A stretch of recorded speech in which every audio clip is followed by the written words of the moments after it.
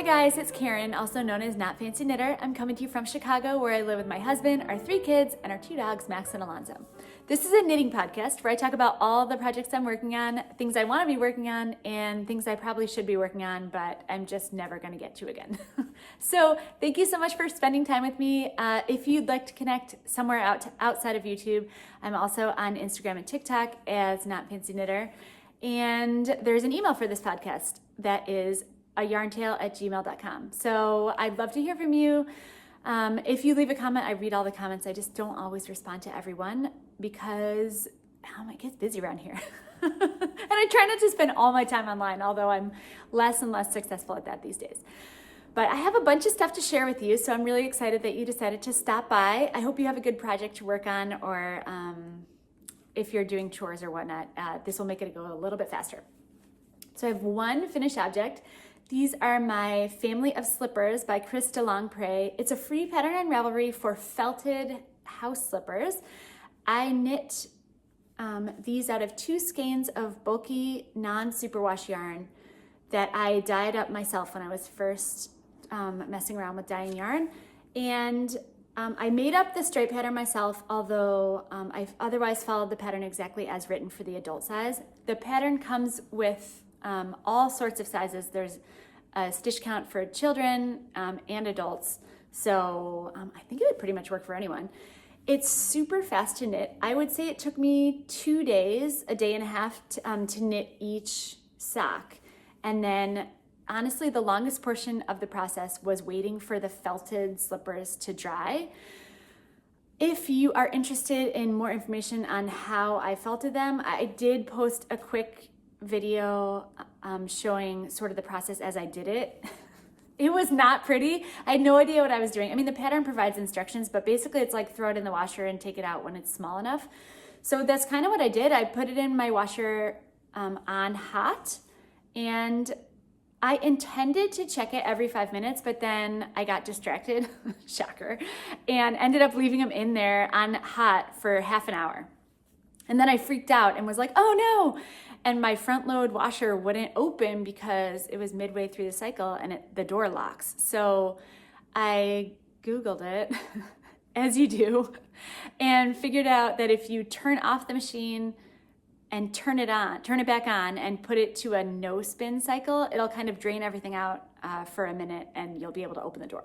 So that's what I did. But honestly, I think I could have just let the cycle fully run, because at that point they were pretty small and felted, but they weren't too small to fit on my feet. So I just took them out, sort of squished out all the water because they were sopping wet and felted, and then stuffed my feet in there to make sure that they would fit and they were, to give them the shape that I wanted. And then just stuffed them with towels. It was like dish towels, and I had some rags, clean rags and things that I just stuffed in there to make the foot shape, the 3D shape, and then let them dry. It took like a day and a half for them to dry, maybe 2 days for them to fully dry. And I love them. I've been wearing them nonstop since I felted them.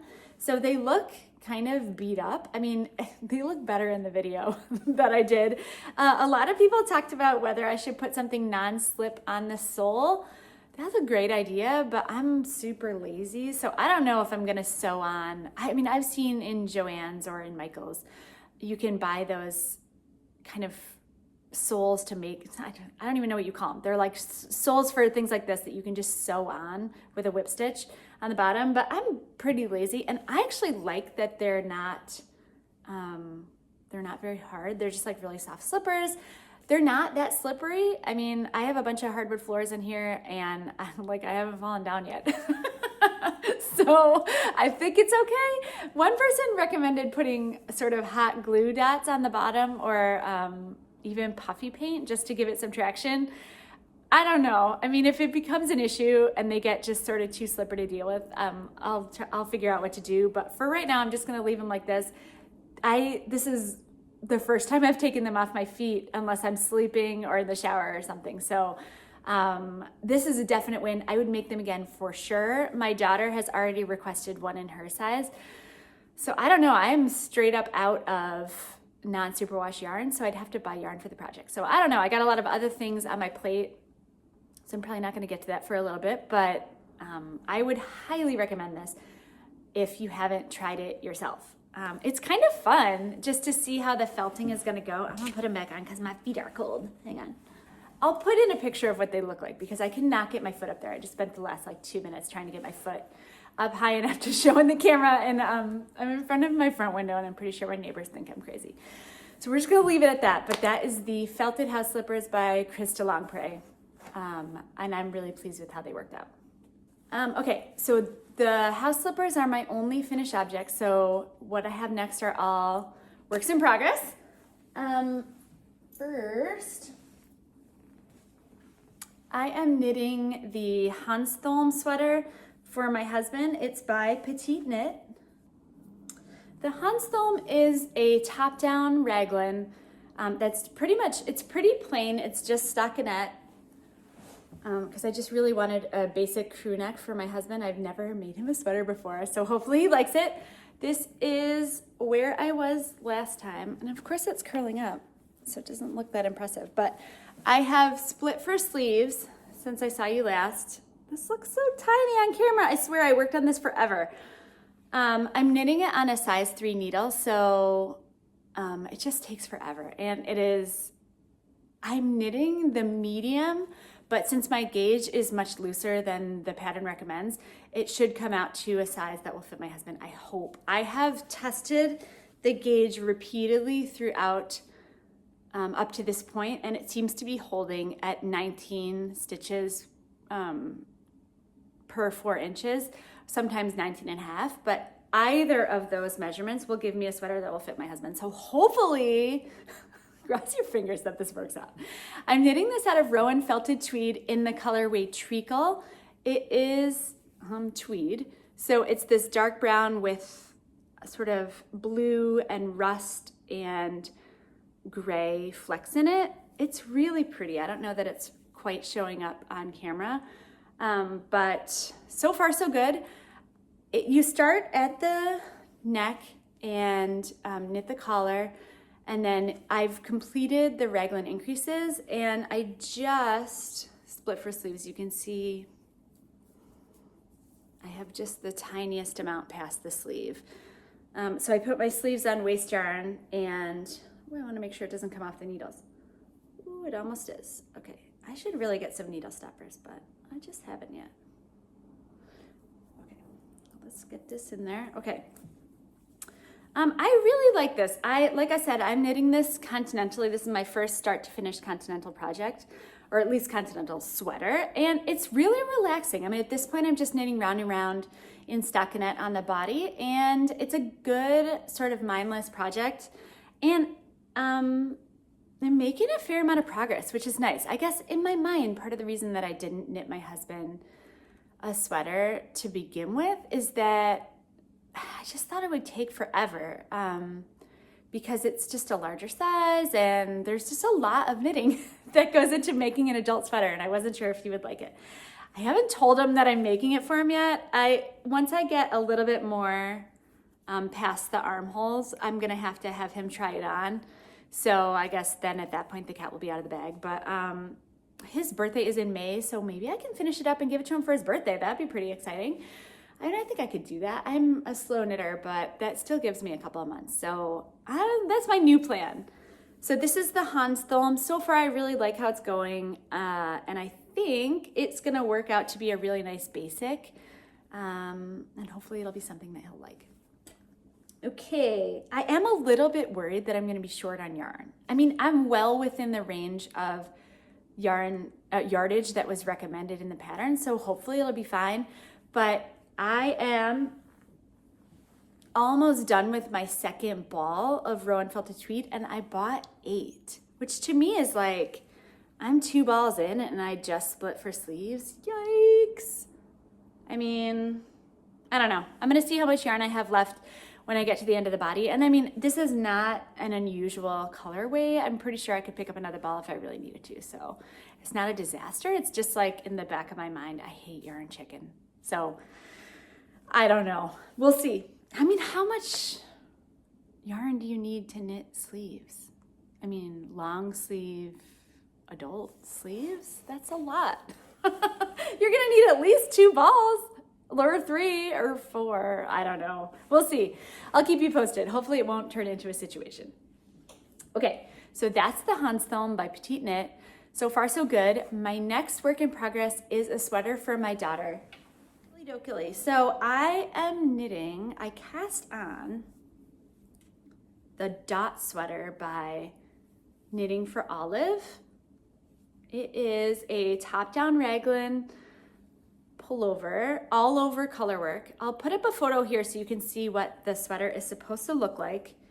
I have it on a really small needle, so it's gonna look extra tiny. I am knitting the size 8, and my gauge is spot on. First time. I went down, the pattern recommends that you do the collar and the ribbing, any kind of ribbing, in a US 4, and then you knit the color work portion of the sweater on a US 6. But I have become a super loose knitter over the years. So, I mean, I don't know why that is.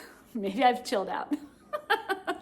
But I went down 2 needle sizes when I swatched, just out of the gate, and it turned out to be great. So I knit the ribbing on a US 2, which is like knitting with toothpicks, and then I am doing the color work on a US 4, but again, I check my gauge all the way along and it seems to be spot on.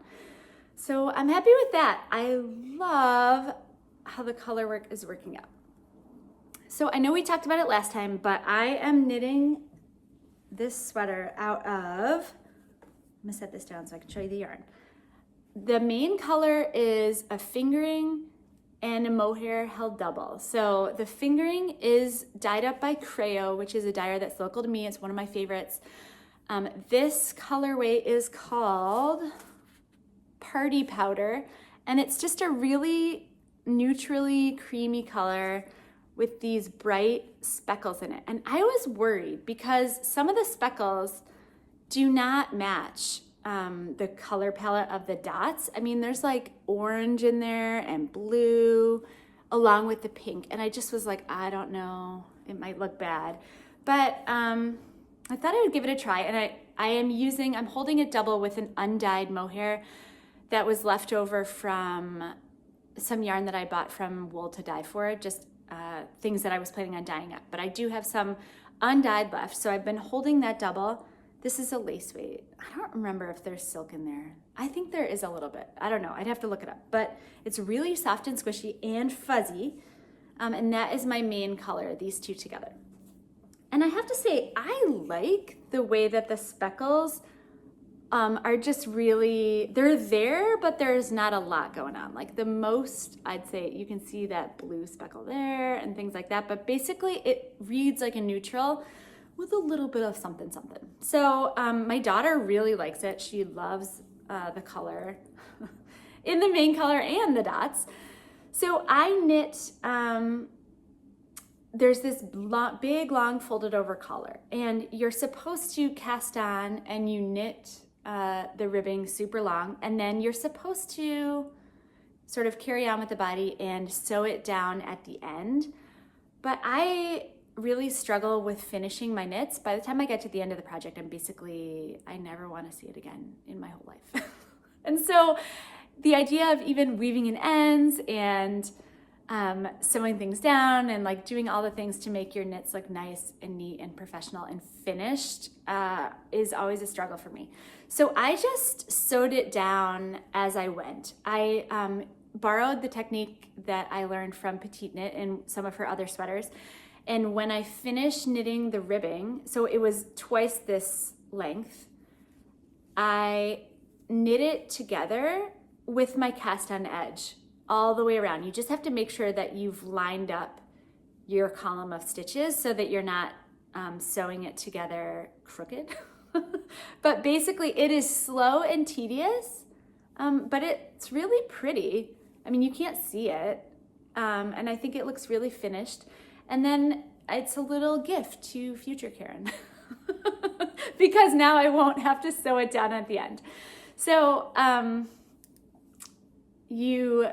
I sewed down the collar and then started in with my color work pattern and did a bunch of raglan increases. I am not done with the raglan increases. I have a bunch more to go, but I am knitting my dots out of this long gradient in Noro Yukata. It is wool, silk, and polyamide. I think I'll put it up on the screen if it's something different. But it is a very long gradient, so I was initially worried that the gradient would move too quickly, and the dots, by the time you got all the way around the sweater, would be multicolored, and some of them are. Like here you can see where it's turning from pink to red. So these dots are sort of half and half, and actually it's even more pronounced on the other side. There's some red at the bottom there, but I do not mind that. I think it looks really cool. And my daughter loves it. Like she spotted me knitting the sweater and she's like, oh my gosh, what is that? Is that for me? Which, I mean, is there anything better to say to a knitter than that? No, there is not. So I'm trying to knit this as fast as I can because she seems interested. And I want to kind of strike while the iron is hot because she's not a huge fan of knitwear or outerwear or warm clothes in general, despite the fact that we live in Chicago. So I'm trying to finish this up while she still likes the look of it. I'm trying to think. There are 9 rows of dots before you split for sleeves, and I have done 5 of them. 1, 2, 3, 4, 5. Yeah. So I'm about halfway through before you split for sleeves. It is really fun to knit.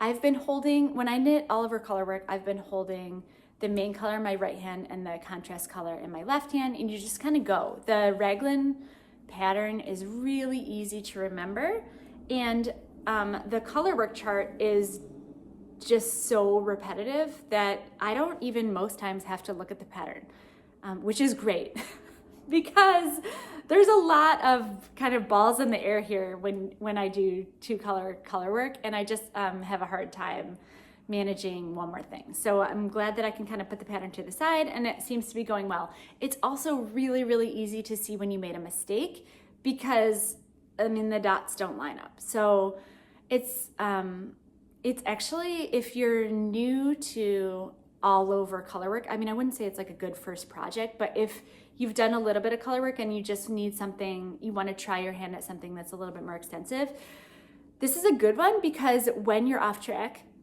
you can see it. And so you can fix it kind of right away before you've knit, 17 rows. And then you're like, oh no, way back there, I screwed it up.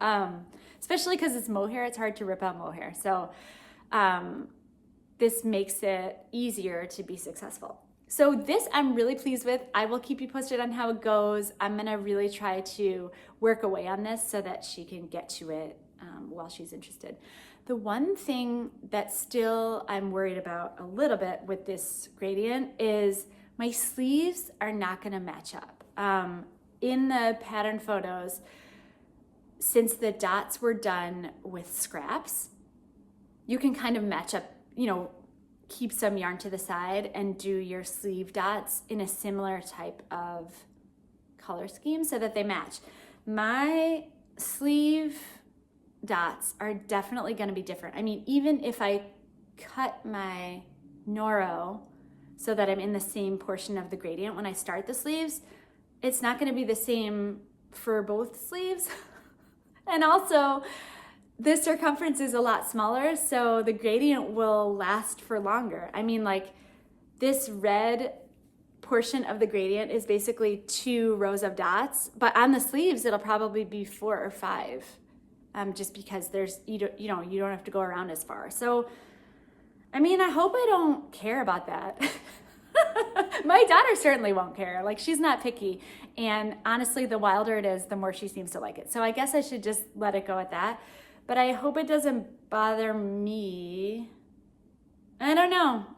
I'll start it, and if it looks weird, I guess I can adjust when I get to that part. But I mean, what are you gonna do?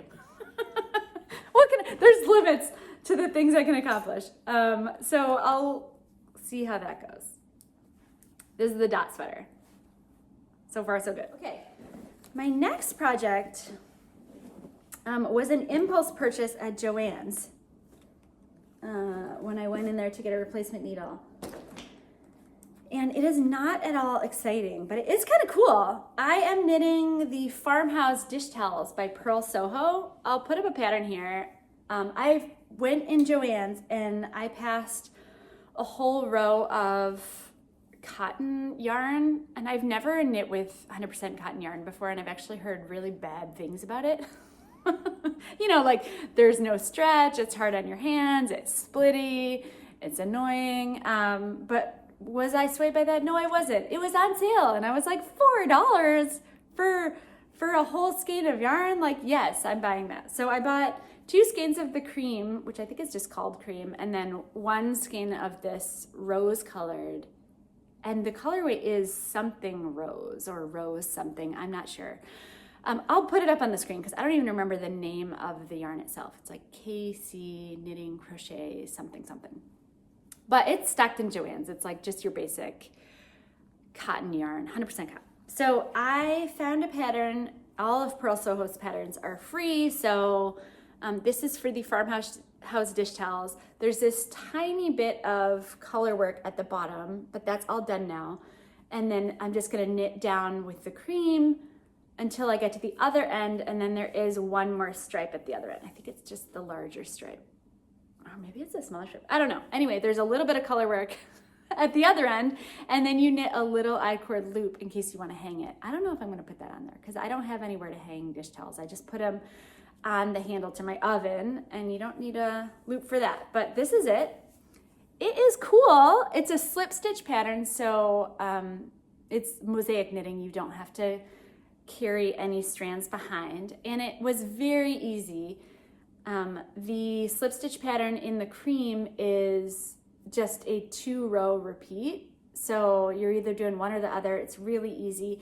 I don't have to look at the pattern anymore. And I think it looks pretty good. I don't know. It's really heavy. I forgot how heavy cotton is compared to wool. I mean, especially compared to like the mohair. Super heavy, but I like it. It's not very exciting. I mean, like, oh, I'm knitting a dish towel. No one's gonna be fired up about that one. But I've never knit anything like this. I've definitely never knit anything for my house. So we'll see how it goes. I don't know. Do you guys knit dish towels? Is it something that people do? I don't know. This is this. So that's it for projects, but I do have a couple more things I want to talk about.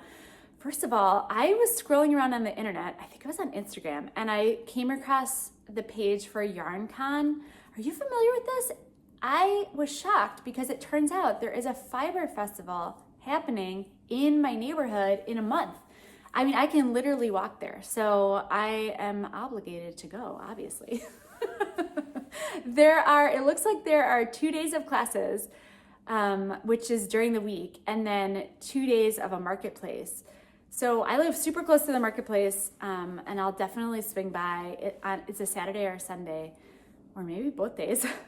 And then I'm gonna try to hit up a class or 2 because they're during the day, during the week, which is awesome for me because when my kids are at school, I have a little bit more leeway as far as free time. So I haven't registered for a class yet. I just sort of found out this was a thing yesterday, so I have to go through the schedule. I saw there were some brioche classes, so I might pick up one of those.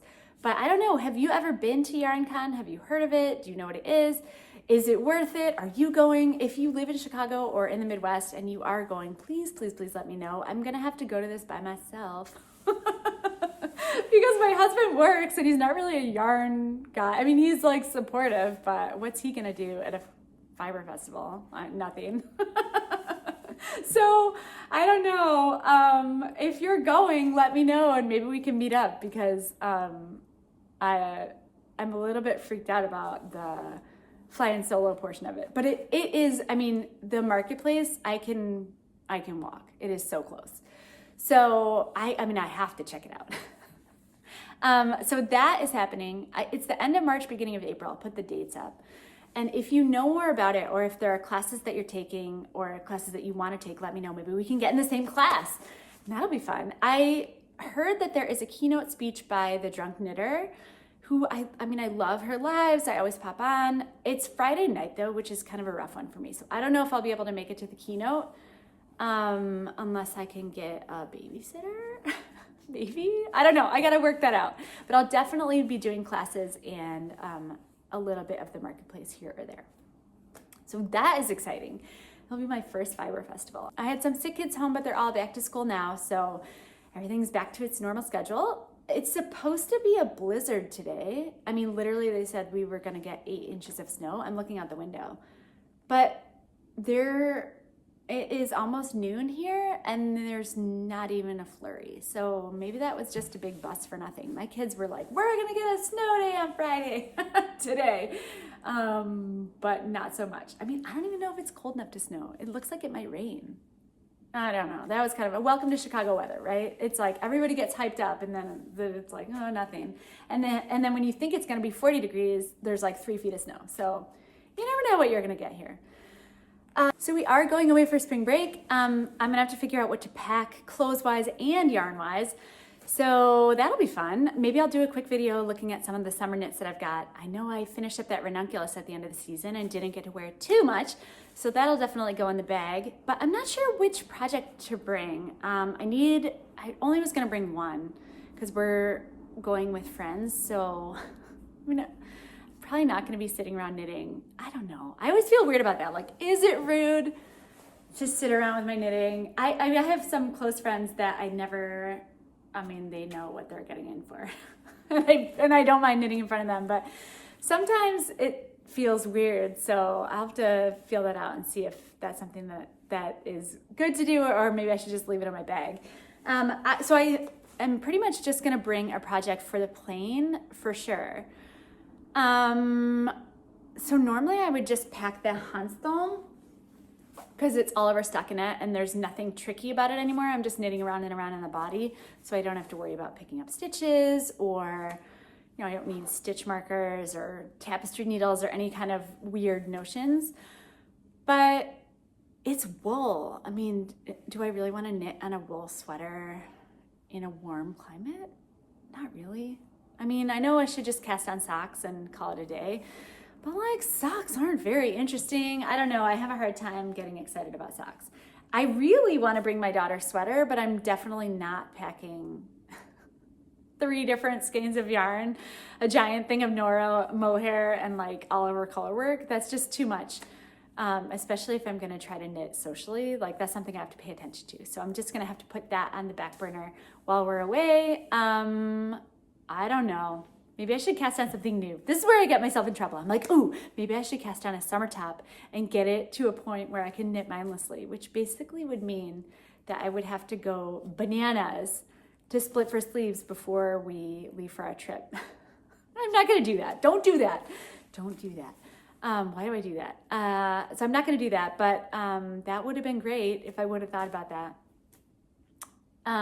So I don't know. I'll have to figure that out. But that's pretty much all I got going on. Things are pretty quiet here, which I appreciate.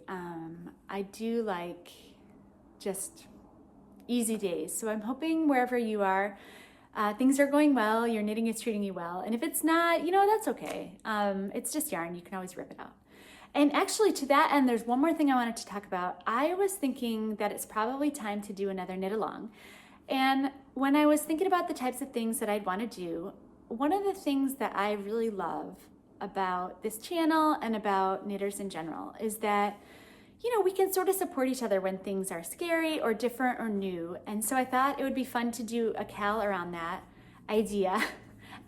Basically trying things that are new or things that are scary for you. So if you've always knit garter scarves and you are scared to try something a little bit outside of your comfort zone, like maybe a dish towel or a hat or whatever, this would be a good opportunity to do it. If you have been knitting forever and you've always been sort of spooked by steeking or intarsia, this is also a good opportunity to do that. If you are afraid of mohair because it's too fluffy and skinny and slippery, then this would be fantastic. So sort of just think in the back of your mind which projects or which type of project you would like to do that's something that's a little bit scary for you. And we can get that started.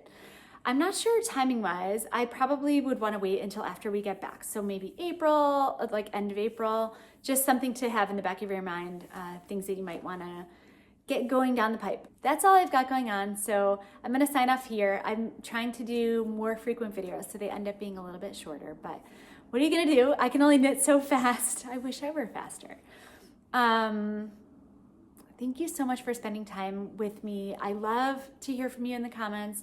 I love to see what you're working on, and this community has been such a bright spot on the internet. I tell people, you know, that one of the reasons that I do this channel is because people are so kind, and I'm really grateful for that, and I'm really thankful that there is somewhere on the internet where people can be kind to each other. So thank you for that. That does not come alone, that comes from you guys, and I do think we have a good community here. So I hope you're doing well. I'll check in with you soon. I'll definitely post at least one more video before we leave for spring break. If you want to get in touch some other way, there's always email or Instagram, or I am over on TikTok if you want to join the Wild West over there. So take care and happy knitting. I'll talk to you soon.